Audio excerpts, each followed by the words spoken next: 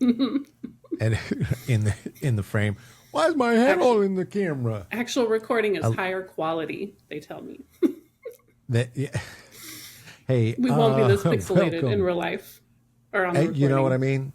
Well, sometimes I'm pixelated in real life. It depends on how I woke up, how I slept, really.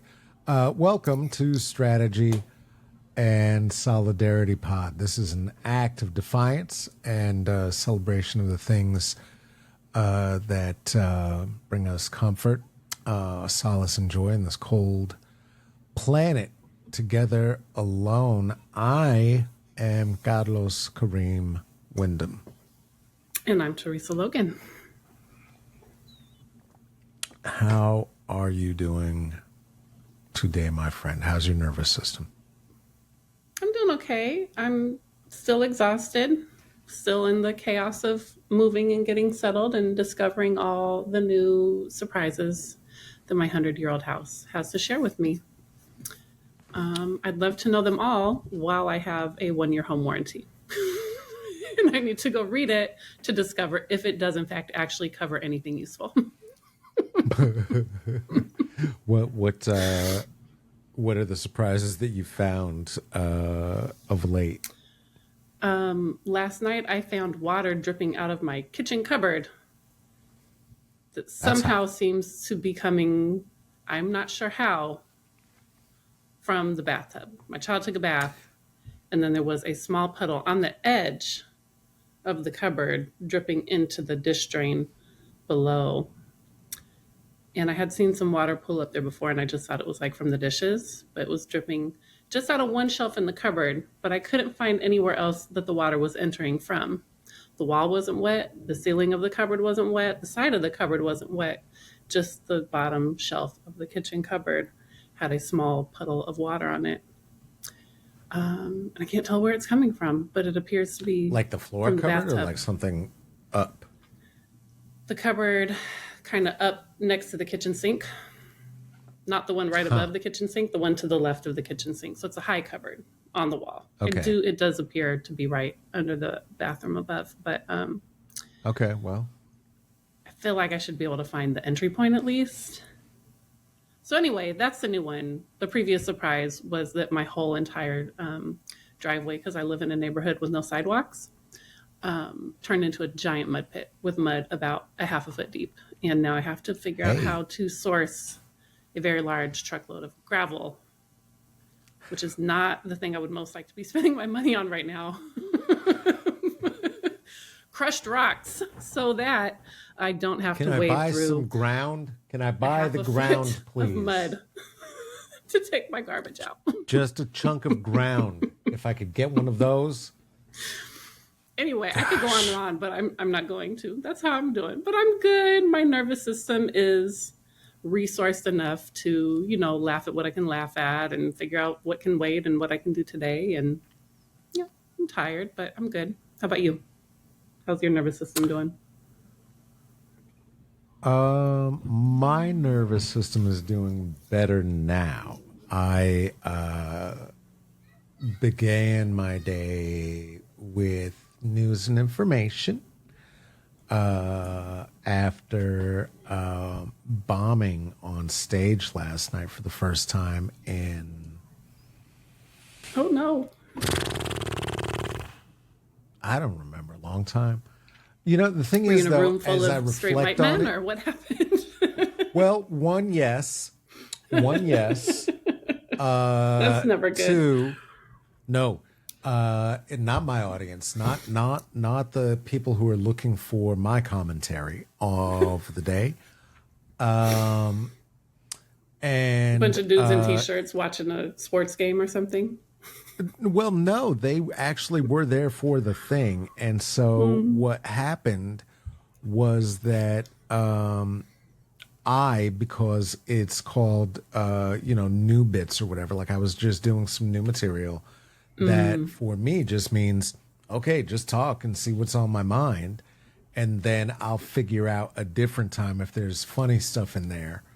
I see. And these people just got to sit through it, I guess. And which is, more or less what the rest of the comedians were doing as well. Exactly what happened, it sounds like.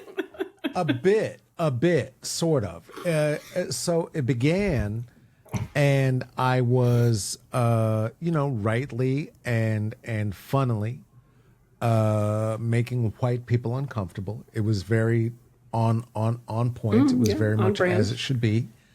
Then I started making straight white girls uncomfortable. That Oh, did not then go everybody as else well. wants to protect them. Then everybody else gets Yeah, defensive, well, extra defensive but the for thing them is, as there well. were two 37-year-olds doing Jello shots, and so we had to address it. Yeah, Interesting. I had to address it. I Okay. had no choice. I was like, Stacy, Ashley, you know how this ends. I don't know which one of you is going to leave the other in the gutter for the ambulance to no. come and pick them up. Oh no! And or as I call it, the white girl cab. And I know you're only one more Jello shot away from the white girl mating call. Woo! I'm so drunk. So maybe at 37. Now, see, this is the reaction that I was expecting. How did you know how old they were? Because I asked, because they were doing Jello shots. Oh, okay. It seemed wild to me. So, The kids really like kid who nostalgia was- these days. It's like nostalgia. I guess there was their a, 20s. there was a heterosexual couple over stage right, and I was gonna talk to them, but then the man was gone, so I didn't. So then I kept exploring. I couldn't find another funny thing. I was trying to remind people to vote, and instead of funny, I kind of maybe talked about the history of white women voting for Republicans since 1968. And then I said, that's my time. Thank you. And I left. And I was very sweaty Okay. under my hat. And Yeah. then the closer was supposed to be coming up. But Chris said, hey, but we have a drop in. And guess who got up? Who would have gotten up? Do you think it was? Yes, it was. The straight kid from the front, the straight A white girl named Ashley? the straight Hispanic boy who was with the white girl named Ashley. His name was Juan. And he evidently had gone back to the host, asked, could he please try for the first time to ever do comedy, as it was all new bits. And host said, yeah, go ahead. Go for it. Now, of course, comedians were laughing at each other because we were all bombing, and it was hilarious to watch what was happening in the room. It was the weirdest energy. A couple screamed that they were breaking up in the middle of another comedian's set. What? And then it turned out to be some bullshit, and they were just fucking with us. Like, what are you... Oh. It's see. like somebody is going to have to kill Tony to save stand-up comedy. Because then this kid got up there and opened with the kid who'd never been on stage before, doesn't know anybody Supposedly. in the room. Okay. But you insulted his girlfriend. Nope. And wanted to impress his girlfriend, and decided that he was going to try to have clowning and roasting session on me and the other Latina comedian who was there. Oh boy, oh boy, oh boy, dum dum. That's How'd how that you go? don't ever get on stage again. Not well. No. Okay. He opened with, because clearly paying attention. Well, I'm clearly not going to do any worse than the last guy. And the whole room got real quiet because no one knew what the fuck was going on Oh no. until he went, no, I got a brother named Carlos too. It's cool, dude. And it was just like, oh, you're broing me down. Oh, you're duding me up. Okay. Isn't that pleasant? Did you not hear any of the words that were just said? He didn't, because he was nervous, because he was getting up for the first time right after me. Yeah. And thought that what he would do would be to do a little Kill Tony bit. And even the host had to say afterward, like, wow, that was That's that that was a comedy. bold That's move. that comedy show. I see. Yeah. It was like, that was a bold move. You, wow, yikes. That's what the So host you said. decided to get up and, yeah. Said you decided to get up and talk shit about two of the comedians invited, huh? Well, that's a choice too. Oh my. Anyway, here's the Okay. headliner. I was just like, I'm sure the headliner Dude. was thrilled to go on after all that. it was a, You know what? It is November 4th as we're recording this, and it is a full moon right now. But I think that full moon was in effect last night because yesterday was Oh, boy. wild. oh boy. Oh My boy. child, who is learning to drive, backed into another car. Very fortunately for her, because she has very good, she's just lucky like that. They were incredibly kind and understanding, and they're like, oh, the car's fine. Don't worry about it. It's okay. As we were all stuck on a dead end street trying to turn around because the street was all blocked off for a gas line repair or something. I don't know. It was wild. Ugh. And it was a dark and stormy night, and the car was black and whatever. So she couldn't see it in the rear view camera, or she didn't realize they were there. And she's only been driving for 2 months. Oh man. My other child passed out for no apparent reason. I don't know. It was wild. People were driving all wild. I saw someone on the whole wrong side of the street. Like, it was just, I was like, nobody needs to be driving tonight. And I'm going to say probably no one needs to be driving tonight either. Definitely last night was rough. I would just stay Yeah, home last tonight night was wild. if you have a choice. Because that full moon seems to be kind of intense. It seems to be an intense one. Anyway, Last night was is this insane. what our podcast is about? Well, it is right now. I mean, this is how our nervous system's doing Okay. in the world's. My ADHD brain is like, okay, what's next? What's on the agenda? No. Yeah. So that was the night after a weekend of travel and Oh yeah, we're still just checking family of origin. Yeah. And that was its whole own thing. What helped you survive the weekend with your family? And I say that only because I know that it is sometimes challenging for you to spend extended periods of time with your family.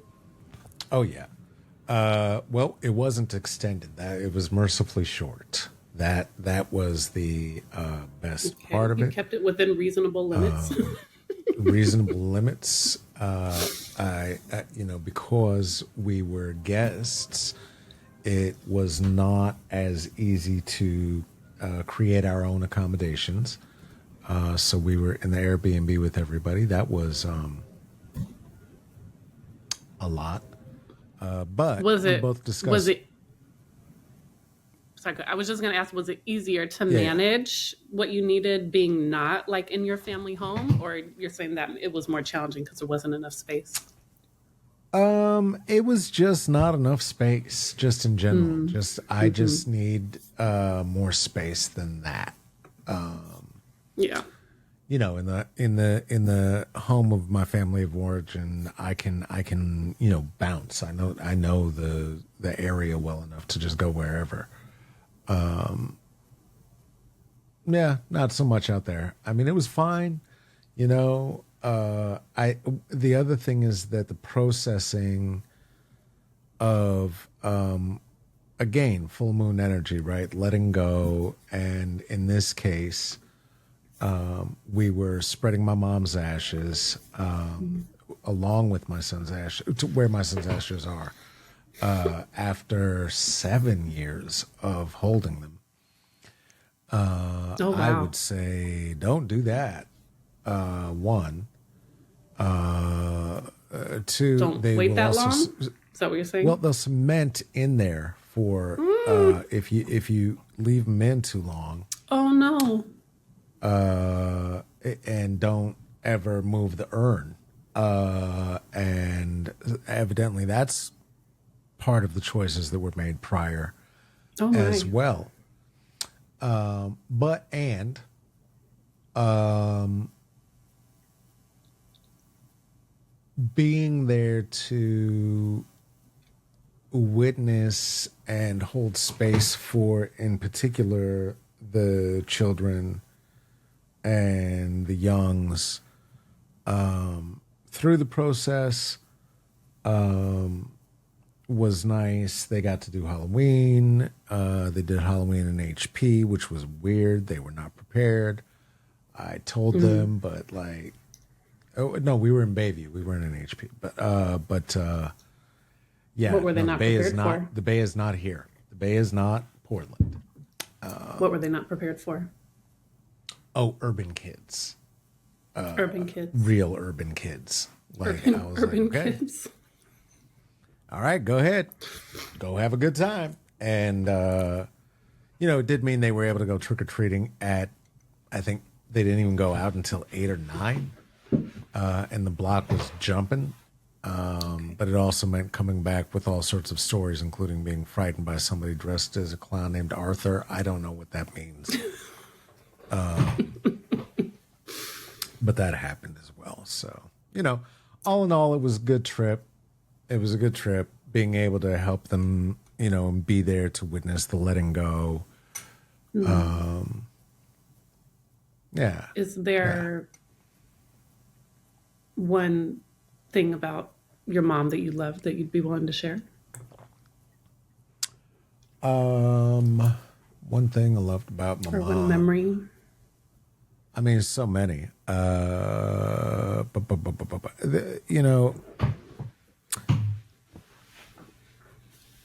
She had the ability to manifest and create the reality that she was after.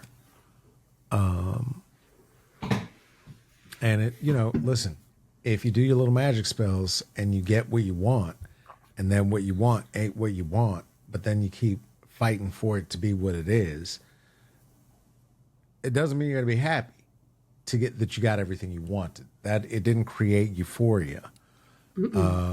But she was able to manifest a circumstance in which she was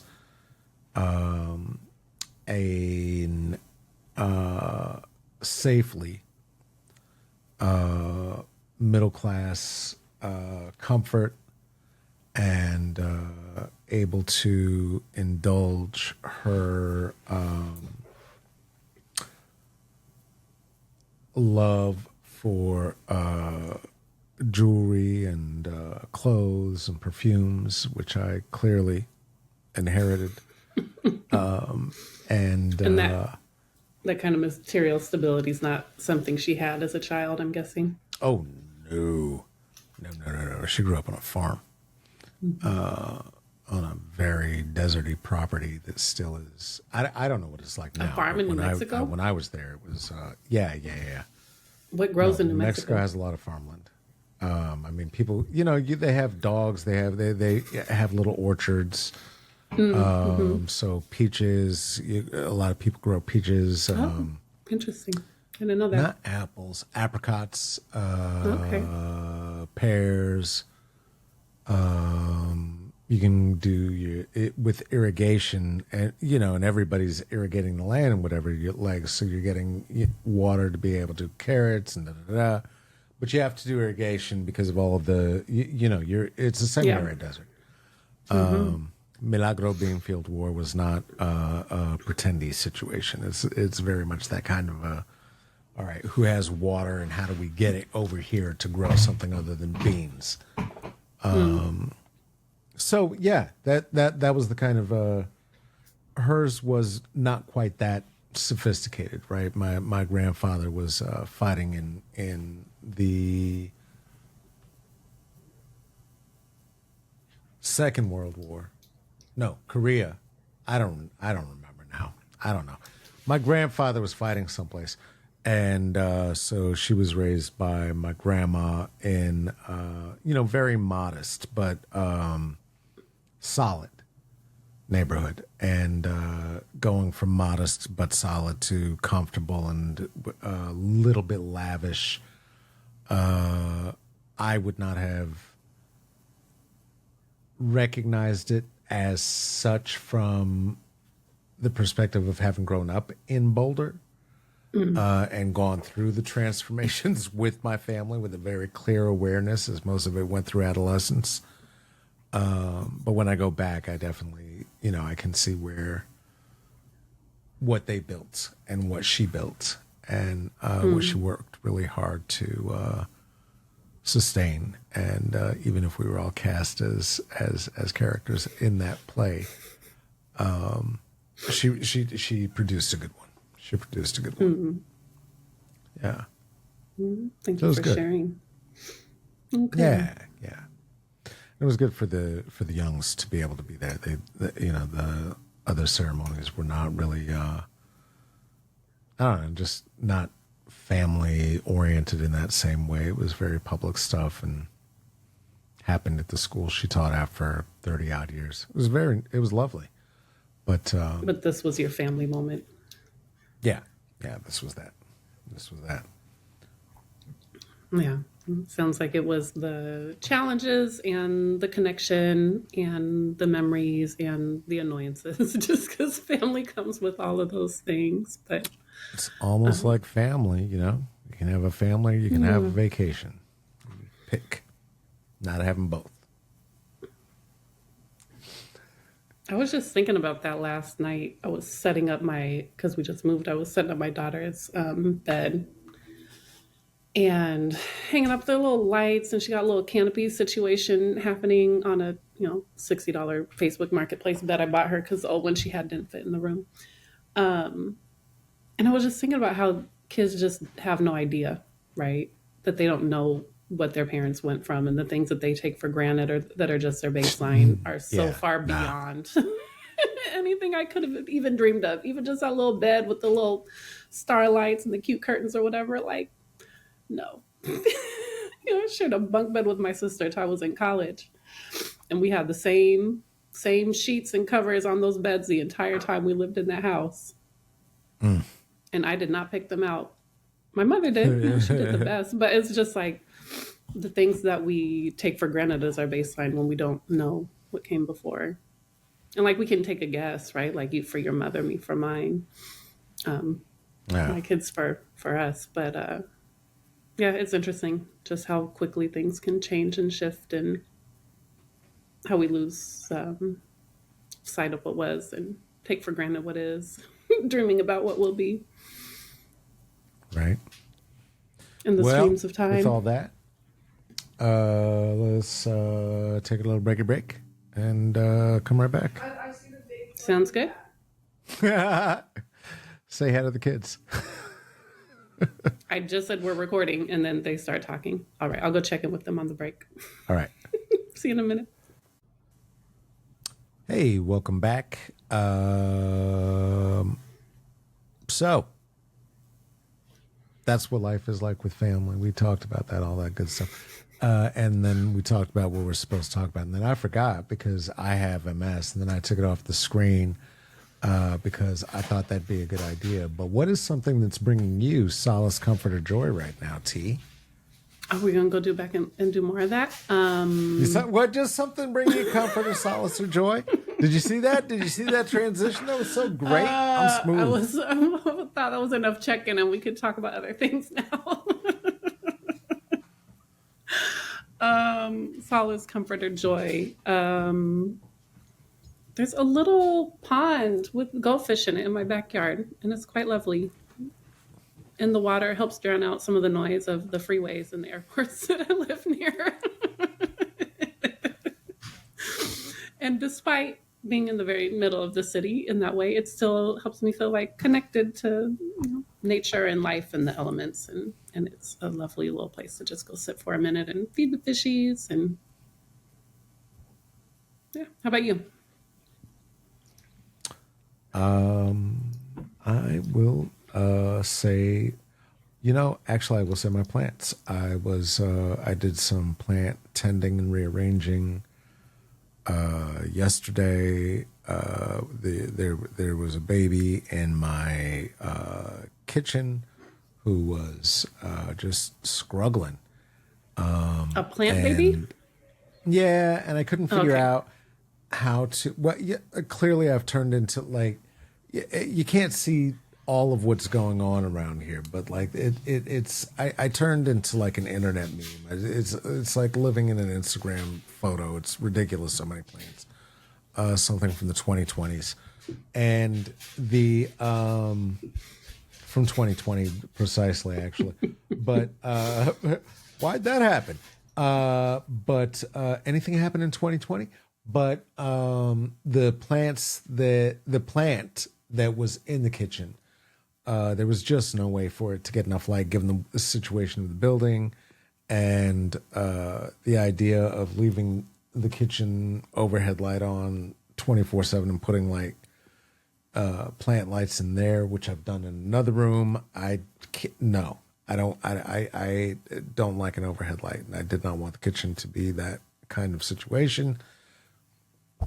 All that said, between the 20 odd plants in here, I found space, and I hope that it will be one that will be mending and healing, and seeing how large the sister plant has gotten as I brought it into the main space was rather insane. So that brought me a little bit of joy.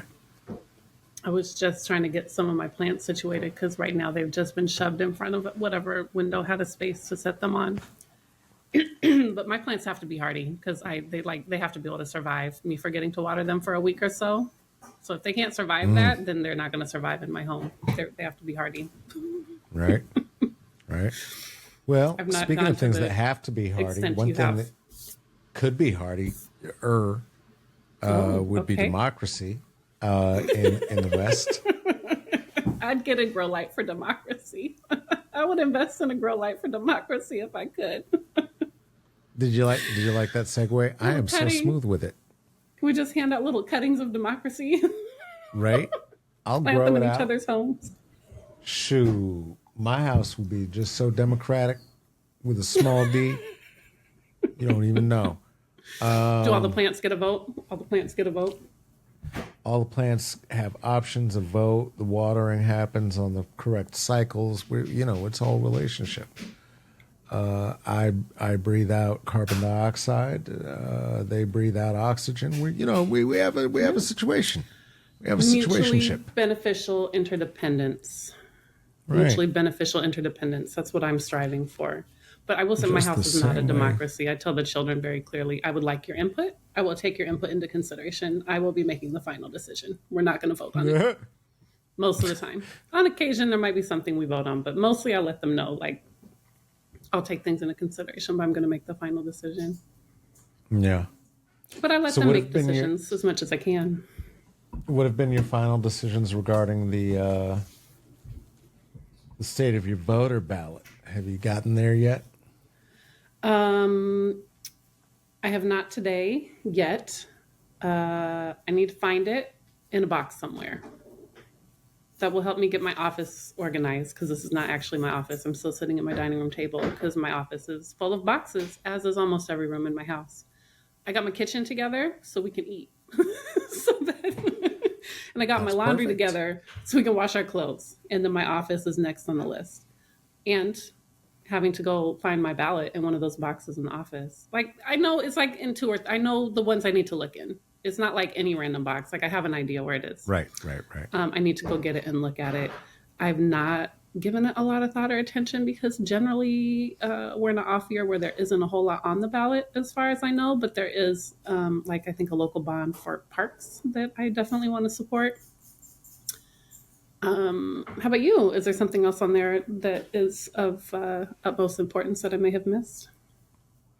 For me, it is the thing of staying in shape so I don't have to get in shape. I make sure I vote. You know what I mean? If truly people exercise the vote that is available to them, the way that I have been begging for years and years and years had happened, we'd be in a very different circumstance based on everybody's feelings. But that's not what happened, right? And for me, one of the things that I have learned is that trying to shame anybody into voting is dumb, but two, trying to like preemptively sound the alarm about how unbelievably insane and nonsensical living under fascism could and would be prior to the ushering in of formalized fascism. I sounded like a Looney Tunes a lot. The desperation with which I was trying to get people to vote. And I would, coming up with. When are we talking about? Oh, we're talking about the last, like, since before 2006. Just about every cycle. I mean, pre-Obama, the vote really, Kerry was the first time I was like, Jesus Christ, what are you people doing? Why? Just give it to them then. What are you doing? Right? But aside that, like, there hasn't been an election that in my lifetime as a voter has not been the most consequential vote, because each of them was a step closer to where we are now. In particular, the way that the Republicans had, gerrymandered, had cheated, had stolen, and the way that the Democrats continued to just capitulate from the time of Al Gore. Like, what are you doing, bruh? What are you doing? You won. Don't just give it to them because they're having a hissy fit in Florida. Who gives a shit? Let them have a fit. But that's where my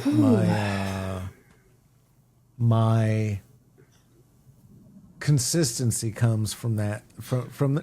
My consistency comes from the same place as the consistency that they had in trying to overturn Roe and finding their success after 50 years, right?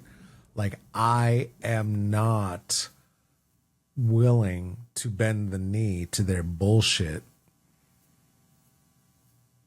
And I do believe that if this is the system that creates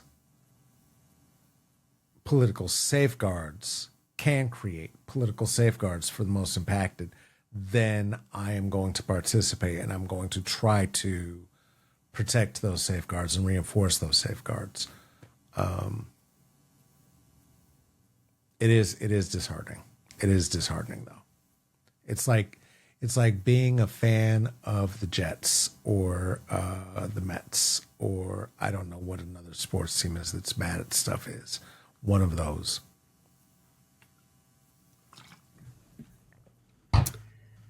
Yeah, always vote. I think that it is like our civic duty.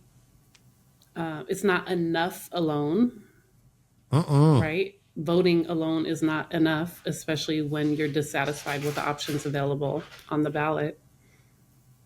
I think that's what you were alluding to. Like, more people did not vote than voted for either candidate in the 2024 election. Like, more people opted out. So you're opting out and letting other people make the decisions for you. And yes, they are shitty decisions. There's not been folks I was super excited about anytime in the recent past because it's a corrupt system, but opting out of it just kind of allows the corruption to take hold even faster, even more. And I think some folks are operating on this theory of like the burn it down theory of like just opt out and let it get so corrupt that it collapses, but it's just going to do so much damage to so many people with the least power and the least responsibility in the process. So I can't really sign off on that strategy with any kind of Yeah. morality or ethics. It Well, impacts and they the don't know people what the with hell the they're least talking power, about, the people the who least say that. resources. Well, they tend to be people with a fair amount of privilege in their daily life who play cosplay radicals on the weekends. Maybe that's unfair. Maybe they really are doing a lot of like mutual aid and movement work. But it Oh, tends to you're be talking people who about the have leftists. backup plans that opt out of elections, who don't vote Who are you or vote framing? third party. Who's your straw man? Because I might have a different straw man than you. Yeah, I'm talking about the people who opt out either because they think it doesn't matter or that they don't like the options. Yeah. Then there's all the people like the so-called who I think they just say that they're undecided so they can get on one of these TV panels. But like the so-called undecided, like how can you be a thinking human with a brain and not see the distinction between the choices in front of Yeah. you? Like, that one always Yeah. baffles me as a person with Yeah, strong no, that's opinions, how you bullshit. could not have an That's opinion. just to get your 15 minutes of fame at election time. That's what I feel like, but it's a whole lot of them on the surveys and things who say they're undecided. It's They not just those 8 say people, and they're the ones who end up deciding the elections if and when we still have elections that are not being manipulated, which they probably are. So, who knows? I don't know. It's a about wild to world find out out. there. I will About to go find through the out. motions of voting. For About to find whatever out. I'm still matters. gonna go for it. I'm gonna go for it. Excuse me. It does feel a little bit like playing, like throwing the rings on the bottles at a carnival this time. Like, I don't know, man. Well, and local elections are often lower stakes, but they are the ones that are Not now. most meaningful, right? Yeah. Because we need people who are willing to stand up and leverage the resources of local government to protect and resist and push forward and hold the line and do the things that we can in response to the feds. And In while I'm Portland, glad, it's go ahead. go ahead. I was just gonna say in Portland it please. still feels a little bit futile because like I'm in an overwhelming majority in most of the things I vote on, so it doesn't ever really feel like it makes much of a difference. But I do always do my duty and go through and vote even in local elections. Yeah, but and it feels that way, right? But that's part of the design, I think. That's part of the design of what we are fed, because so many people have felt so secure about so many of what we had believed to be our rights for so long that people Yeah. just were like, well, no, they promised. They promised they weren't going to touch abortion. They promised they weren't going to do that. They promised they were going to keep Medicaid. They promised they were never going to touch liars. SNAP. Right, They say exactly. anything. Yes. There's no integrity in anything they say. It's about They're power liars. for a particular make of politician. I'm not even going to say side of politician, because Cory Booker and fucking Joaquin Jeffries. That's not his name. What's his name? Who's Joaquin Jeffries? Is that an actor? Hakeem Hakeem Jeffries. I like Joaquin Jeffries, but that sounds like somebody who'd be more radical. That would be an Hakeem interesting Jeffries Hollywood and parrot. fucking the old one, the super old one. What's his name with the hair plugs? You're asking me about people's names? You know I don't know people's names. Well, we wrote him a very strong letter. Schumer. Oh my God, Chuck Schumer. Get out of here with your strong fucking letters. Jesus Christ. How about pass a law, you dip? What are you doing? How about resist? How about don't? This could have happened so much earlier and been over already. They're giving SNAP beneficiaries 50%. Do you know that the SNAP recipients, elderly SNAP recipients, get like $12 fucking a month? So now you're giving them $6 a month?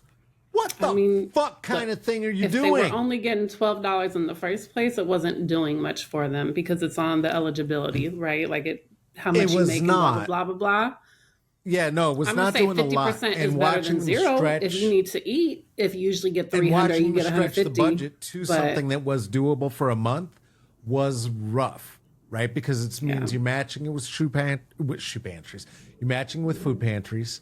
What is a shoe pantry? Is that like a store? a shoe pantry. I don't know. I feel like if you had a lot of shoes, you could have like a whole closet that was just dedicated to shoe boxes. If But I've I had the not heard means of and it that were a before. different world and that made any sense. You'd have a shoe pantry. Oh, if I could, It could be like a if I lending had a library, like your fantasy, gently worn shoes. You could put them in the shoe pantry, and people could come get them. that's I guess like a disgusting. clothes closet, though. Yeah. It's disgusting. Yeah. Well, Well, just because sometimes if you people, need a pair of shoes, feet. then Well, until you need a pair of shoes, which until you need a pair of shoes. we're right there. We're right there.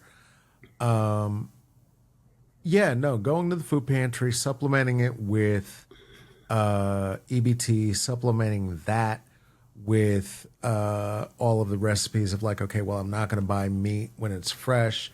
I have to buy it on special. Sometimes I'm just going to have to get lentils because I'm not going to be able to afford any meat, but I still have to eat protein. And it's like you're looking at the physical cost that it's taking on this person who is, I, I don't know. I'm going to say maybe 60 odd year old Midwesterner who looks like they may be 75, because that is not how you feed a body with longevity. And it is, along with the stress, the cortisol, the having to perpetually use all of your intellectual capacity in terms of like, how am I going to resource my body for tomorrow, right? And then the stacks and stacks and stacks of bills and the doom piles that are happening to all of us, multiply that times what the fuck ever, and it's like, fuck, what are you doing? So that's I why I'm voting. mean, when you're already there, you already are there, right? Like the years I spent navigating that benefits cliff of like if I did or didn't make enough money or what I'd lose or they overpaid me and then they banned me from Snap because they overpaid me and whatever. I don't know. It's a whole thing. When you're there, you're living like that every day anyway. So I'm not Yeah. minimizing the impact of like, how are we going to eat this month without Snap and EBT? But oftentimes, as you said, it's not enough in the first place, especially given inflation and what's happened to prices. Nobody knows how to survive like poor people know how to survive because that's all you're doing all the time, right? All you're doing all the time. How am I going to pay this bill? How am I going to do that? How am I going to get by this month? What can I buy on sale? What's a grocery outlet? Like it's all you're doing all the time anyway. So all these things that are very, I think, well intentioned about putting resources up. Oh, go to the food pantry, buy these things. It's like nobody who is already living there needs that advice because we already are doing that every single day. And I'm saying I don't need that advice. I already have been doing that for years. Hey, Right. I there's a remember when food I was on pantry. Wick. I remember when I was on Wick and I thought about doing a blog that was like Wick Gourmet. Here's all the recipes you can make with all your extra Wick stuff. Because Wick it's like Snap and Wick both. They are as much a subsidy for farmers and food producers as they are for the people receiving the food. Nobody Sure. needs that Say it much again. milk. Wait, wait, Nobody wait. should Say even be that drinking again. that Say much that dairy again. milk. Say Wick that and again. Snap are more a subsidy and a benefit for farmers, dairy producers, and food retailers than they are for the people receiving the food. Because Wick, Come I on think it's now. better now. They've changed a lot of things on Wick, but like nobody needs to drink that much milk. Grown adult people don't even really need to be drinking milk. They be giving you like 8 gallons of milk or something when you're pregnant. I don't need that much milk and dairy, and that's because it's a dairy subsidy. That's why half of what they give you on Wick, or at least what they used to, was dairy. It was like milk and cheese. And it Cheese. wasn't meat. There was no red meat in there. When you need like protein It to was build a government whole cheese. It human was hard body. ass, weird, I mean, oily that's milk government and cheese do cheese. have. No, Wick did not give you government cheese, at least not in my lifetime. You go to the store I and you had get the Wick government cheese when cheese. I You was check the very young. labels. That's It the tells last you what thing you I can get on remember. Wick. But I'm saying, like, it's all good intention and whatnot, but people who are on EBT and surviving this way are not lounging around with their EBT benefits. You're sitting there struggling every month to figure out how to get what you need and manage, and you know how to, you know how to manage and survive those things. I'm not saying it's easy. I'm not saying it's not a catastrophe. It's not going to be hard on people, but for people with enough food, to go tell people without enough food what they need to do differently is always makes me want to pull my hair out a little bit. Yeah. Well, that's speaking from that place of like wild privilege, and then trying to. It's the saviorism again, right? Like this idea of.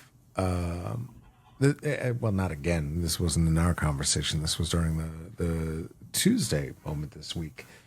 Thinking about main character syndrome and all these people who are certain either that they are going to save something, somebody, stop something, and that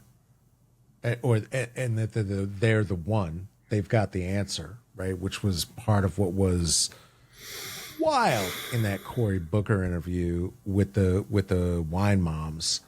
What? Dude, it was just nuts. It was Cory just Booker nuts. and the wine moms? What are we talking about? I'm trying to think what what are they called? I've like had The View it. or something? No. It's The wine two. moms? Well, they're self-proclaimed wine moms, but they're okay. two political podcasters who have those ones. Okay. Yeah, the ones who end up having the #1 podcast, whatever. They interviewed Cory Booker. And they were interviewing Cory Booker? I don't know why these people sit down with these women. They are fucking fed up, and that's the name of the podcast. The podcast is called I've Had It. They are not there to be your friend. And what happened to Cory Booker on the show? Oh, they got in his ass. They were like, why are you still taking money from AIPAC? What is wrong with you? Oh, yes. Good question. Like, just dead ass. Just what is wrong with you? This is not you get up there network and you news. talk beautiful that you got up there and talked for 20 hours and we were on your side. But also, you didn't say the word Palestine one time. You haven't acknowledged that there's a genocide one time. I've not heard you talk about Sudan one time. What are you talking about? Okay, and then Cory Booker had to stumble and fall on all his talking points and sound like a goofball. And it was like, and then as soon as he got off, they were like, see? That's why I don't like corporate Democrats. That's why I don't like corporate Democrats. That's why we're down for Zoran. That's this shit. That's why. They're all trying to play House of Cards, like the TV show, while trying to also pretend like they're a good person, which you can't do both at the same time. And that is the downfall of Democrats. Yeah, I mean, it has been, but it's changing. I'm telling you what, with the Jasmine Crockett's, with the Zorons, with the AOCs, and Bernie is still doing the thing. Like, I sure hope so. Listen. I thought Bernie just signed off on a Nazi or something, though. Didn't Bernie just sign off on some Nazi with a Nazi tattoo? Yeah, the guy with the Nazi tattoo that he got when he was in Croatia, that there was a whole thing about that already. They did the full thing. He should have had it removed. He should have said a lot more. I thought they found a bunch of racist things he said in the past as well. Oh, did they? Oh, fucking then. Of course they did. God damn it. Democrats, they're going to go and elect another one of those fucking Josh guys. But I heard that he was cleared up by the Dems, but maybe that's wrong. But also they put that fucking Zionist in the hooded sweatshirt in there. So who knows? I don't know. It's like the system is set up to benefit people without souls who are willing to sacrifice their own soul and step on the back and neck of everyone else around them to succeed. And then you have people who are like, but if we play by the rules and we try to be good people, we can get there too. And then everybody's arguing about, well, let me step on your neck. No, but just step on my shoulder a little bit. Like, it's just like trying to survive in the system is not set up for any of us to win. It's not. And there's trying to play power games while trying to pretend to be a good person. It's just there's a yes and be a rule follower. There are good people. It is a very small clique. They are not rule followers. That part. You can't be a rule follower. Oh That's no. the Democrats Yeah, trying you're to be the talking about rule the corporate followers. Democrats. Oh yeah, no, they're fucking washed. They're garbage. We just have to They're follow the rules. garbage. We are going to stand here and let you steal this election because we're rule followers. They're garbage. Yeah, no. And then I'm going to Again make and a again and podcast again, about like how 3 bad times. you are. And I'm going to make a podcast about your ass. I'm going to make a documentary about your ass. I'm going to write a book about your ass. And I'm going to talk shows and talk about how bad you are. But I'm going to make sure that you go ahead and get your power, though. What? The Democrats. It's just like, what the hell are you doing? I'm thinking about Al Gore in specific. Like, what are you doing, bruh? How about this? Shut the fuck up. Try that. Okay. Try that. Yeah. I'm not only thinking about the politicians, I'm also thinking about many Democratic voters, and especially like white, middle class-ish, college educated voters who are like, oh, but we have to follow the rules. We can't let the rule of law break down. Da, da, da, da, da. You know, let's go protest as long as it feels like a carnival. And it doesn't require any real sacrifice or risk on my part. That's also who I'm thinking of when I say these things, of the incredible impact of socialization to follow the rules so you get your reward. And if you're a white middle class person, oh, that's a whole different one. I think that's more because uneducated people. Because of the influence that like they have on these white middle class people. Like George Clooney, right? Fucking was at the goddamn spearhead. Are you talking about MAGA voters? Or are you talking about Democrats? No, I'm talking about Democrats. George Clooney was the spearhead of hey, we gotta get Biden out of here. This is not gonna work. Okay, great. But then he was like, okay, but we gotta have a primary. Nigga, when? There is no fucking time. Get behind the candidate if this is what you're gonna do. Just no strategy, just reactivity and virtue signaling and principles and integrity. Just came out again blaming the black woman. Completely unanchored from strategy or impact. Blaming the black woman for losing the fucking election in the new op-ed, George Clooney again. He blamed Kamala for losing? Fault because we should have had Because you stuck her in? Because there was no time. There was no money. But we should have, sir. But you couldn't. You're an actor. You've been an actor since you're 17. I grew up with you. Shut the fuck up. You hang out with your best friend who choked his wife and beat his fucking adopted kids. Shut up. Content warning. Okay. Brad Pitt is his best buddy, and they still make movies together. Okay. Content warning for life. That's his life. That's his life. Disgusting. Shut up, Batman. Nobody asked you domestic nothing. Violence. Okay. And then he thinks because he played Bruce Wayne that somehow he's got the answer for Gotham. You know where he lives? In France on a vineyard. Shut up. We're not all in this. You're not in this. Shut up. Ugh. All right. So, white middle class Democrats. I'm sorry. That's what I'm sick of right now. I don't think George Clooney's middle class, but sure. It was, and it influences them, and they listen to him because he played a doctor and Batman. And it's just so insane that still works. And it really does. We have a game show host who just brought in most of Fox News to try to run the government. Yeah. Including a podcast host who's now in charge of the FBI.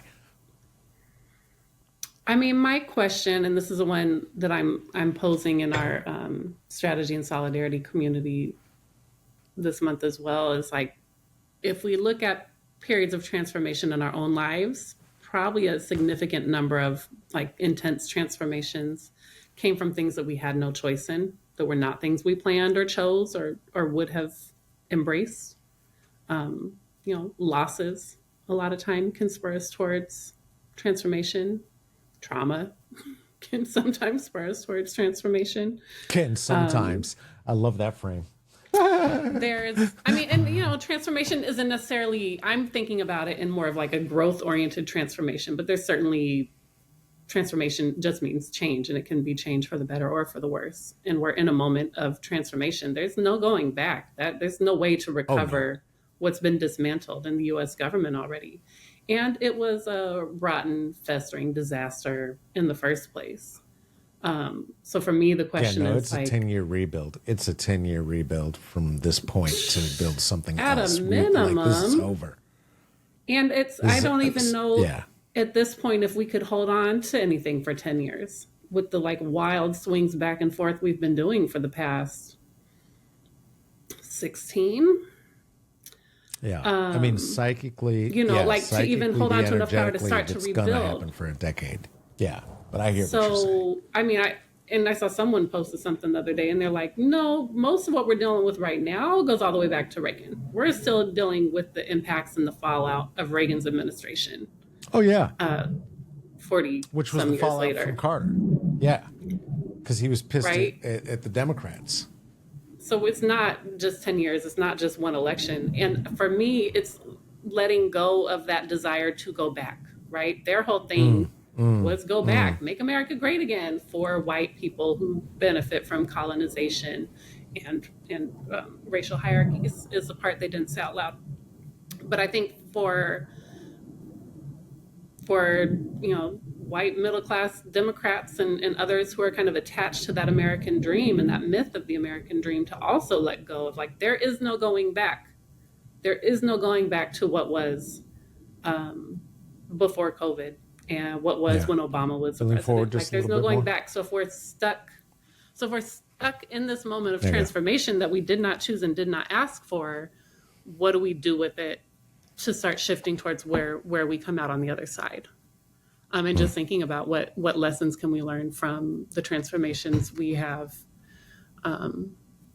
created or achieved or survived in our own personal lives, and thinking about that on like a collective national level, particularly for those of us who did not vote for this timeline, for those of us who did vote for an alternate timeline, who did not opt out of voting, but did not get our way, probably because they stole the election, but that's a conversation for another day.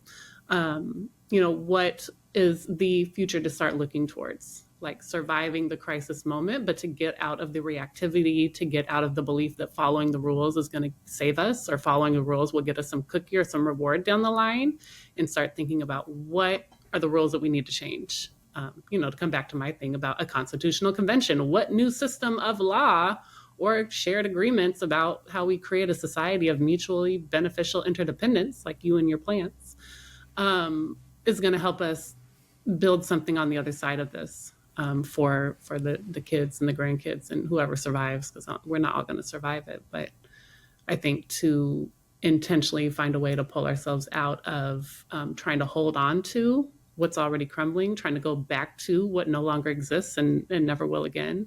I think that's where the hope is, to put all our energy in using this transformational moment to push it towards the kind of transformation we're really aiming for, and not to just keep trying to hold on or go back to. Well, look around, how lucky we are to be alive, right? No, we can't do that. Gonna get sued. Gonna get copyright struck. I Don't mean, want to struck.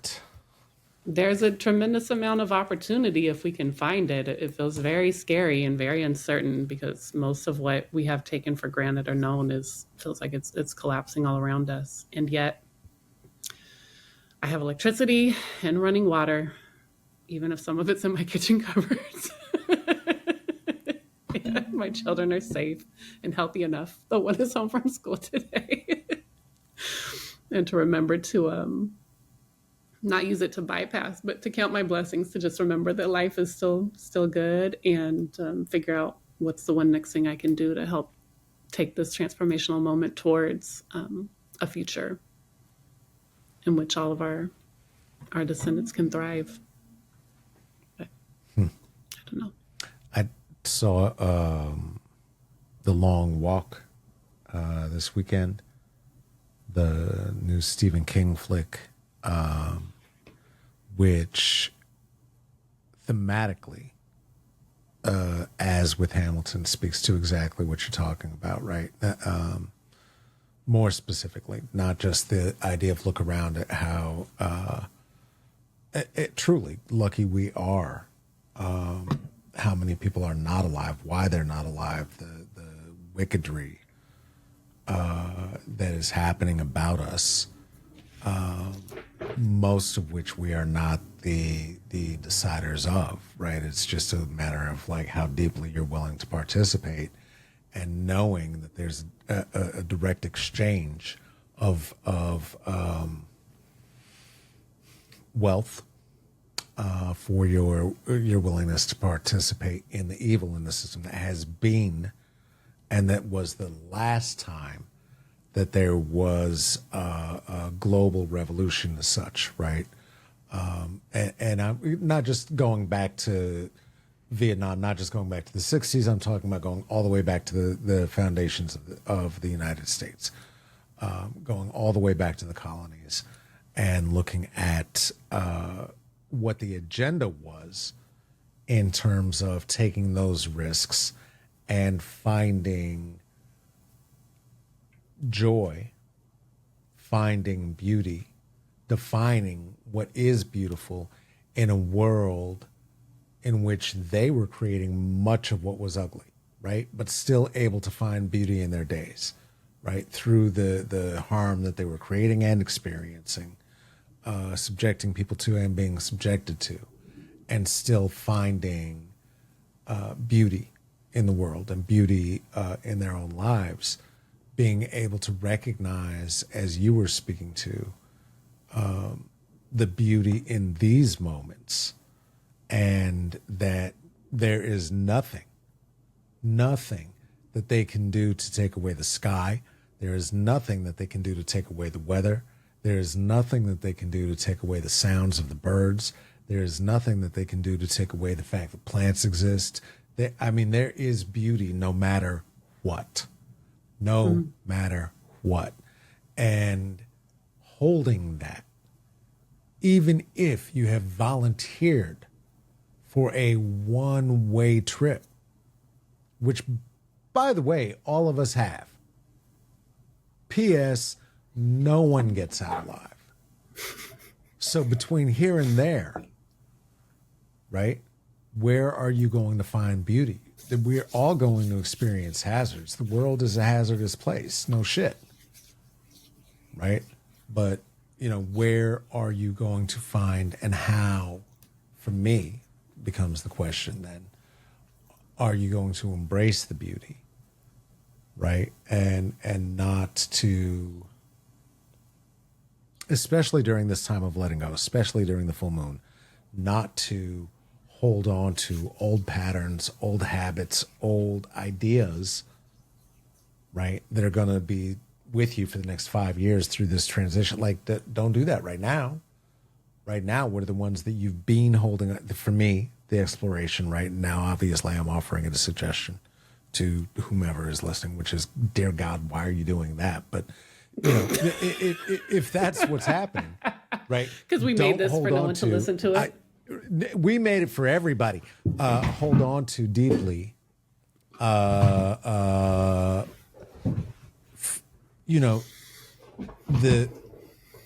intentionality, and again, right? And I'm hearing my mom over my shoulder now, right? The creating of the beauty in your life. You've got to choose beauty in your life. It does not mean there's not going to be hardship. That doesn't mean there's not going to be depression. It's not going to solve your diagnoses on any level. What it is going to do is to remind you, as does discomfort, as does pain, that you are very, very, very much alive. And it can keep us going. It can keep us going. And that's anybody. That's anybody. I know that for a fact. I did some of my best writing when I had no loot, no food. You do some of your best creation during those times. Because as you said, right, it's like, hey, I'm hungry. I better win. I have to win. I have to win. I've got to go win this battle. I got to go win this contest. I got to win whatever it is you're doing. You know what I mean? You put a little bit more on, a little more stank on that. And I was not desperate last night, and I absolutely just beefed it. You know, I went in there loosey goosey, like I'm on top of the world. Yeah. And I did get into it because I'm going to talk about that boy. What? There you go. You know, desperation isn't often the best energy to manifest from. But that place of like, I have nothing to lose, I have to give it my all, I think is the energy we all need to be moving from. But when we're sitting here scared about what we're going to lose, it tends to send us more into paralysis than action. And it's a time for action. And that action might not be mobilizing protests in the street necessarily. It might be checking on your neighbor, might be inviting people over for soup, you know, like it might be just like small things. It might be not trying to make someone do what you want them to do. Like as much as we can start pulling our energy out of those systems and energies of domination and control, I don't know what and how that shifts things, but I know that we'd live in a whole different world if we didn't spend so much of our time worrying about what other people are doing wrong and how I need to make them do what I want them to do. Because so much of our time and energy gets stuck in those patterns and systems of domination and control with our children, with our partners, with our friends, with our colleagues, with the politicians that we have no actual relationship with, you know, like spending so much time worrying about what everybody else is doing and how I can change it and how I can fix it. If we all pulled our energy out of those systems, we're just like, what do I need to do to make this the most beautiful, meaningful day I can for me and the people I'm in relationship with? Like the whole world would change. No, that's me saying what other people, you know, need to do. I don't expect that's what's going to happen. But for me, there's a way on that energetic level of just thinking about where am I putting my energy and how am I shifting it that is within my control, within my power. And again, not a bypass to ignore what's the rest of what's happening in the world, but just being really mindful about where my energy is actually useful and not just spinning it out all down a drain of chaos and confusion and fear, but actually, you know, building and creating and managing what I can with it today, tomorrow.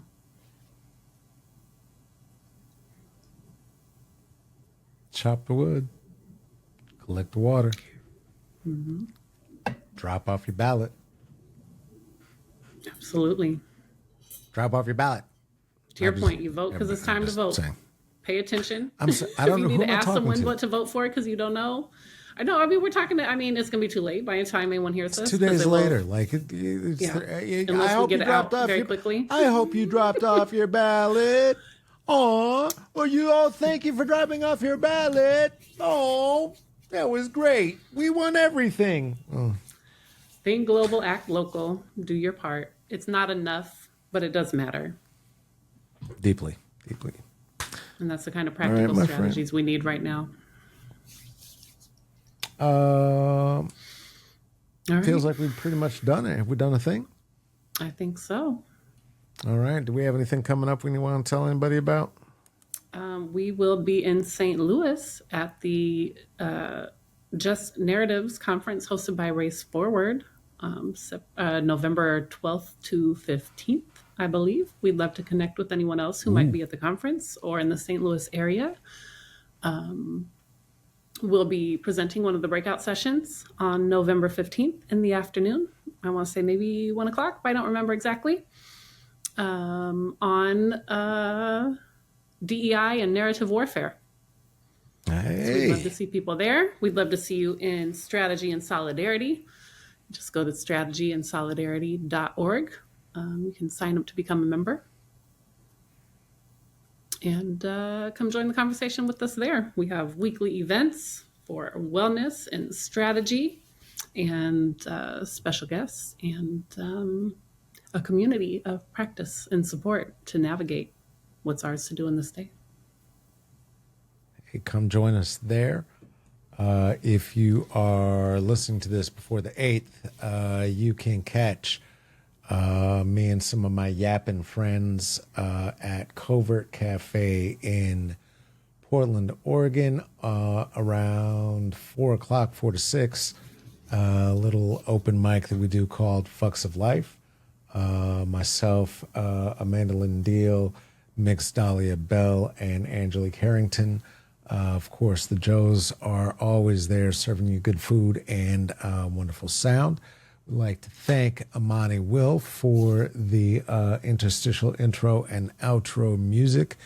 Love of the Earth. And please check them out on Spotify and everywhere else. They're super genius. Buy some of their tarot cards. Listen to some of their other music and support them in other ways. And,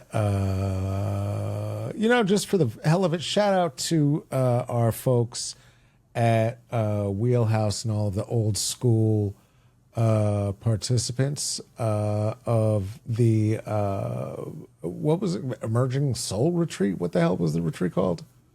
It was a dream weaving workshop. Dream weaving there you go. Retreat. Shout out to Chris Corsini. Shout out to the entire Wheelhouse crew.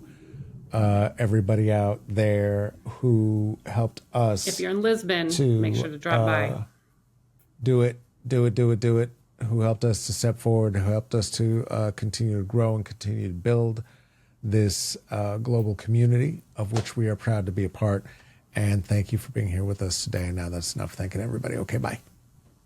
Take good care of yourselves out there.